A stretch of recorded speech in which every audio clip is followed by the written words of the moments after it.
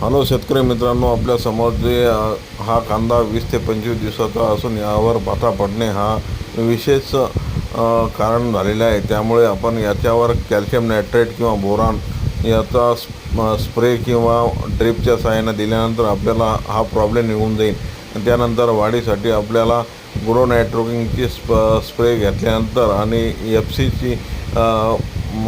F C हा बुरशीनाशक वापरल्यानंतर आपल्या कांद्यामध्ये कोणत्याही प्रकारचा प्रॉब्लेम येणार नाही। त्यासाठी आपण हा व्हिडिओ टाकत आहोत। सर्व शेतकरी मित्रांनी या कांद्याविषयी ज्या काही समस्या असतील त्या आपल्यापर्यंत पोहोचवून आपण त्याची प्रश्नाची उत्तरे देऊ। आणि व्हिडिओ आवडल्यास लाईक आणि सबस्क्राईब करा।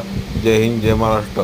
कोणत्याही प्रकारचा याच्यावर पुढील आपल्याला पोलनसाठी जी समस्या येते ती समस्या येणार नाही। त्यामुळे आपण बाहेरून निसर्ग शेती केली पाहिजे। जय हिंद, जय महाराष्ट्र।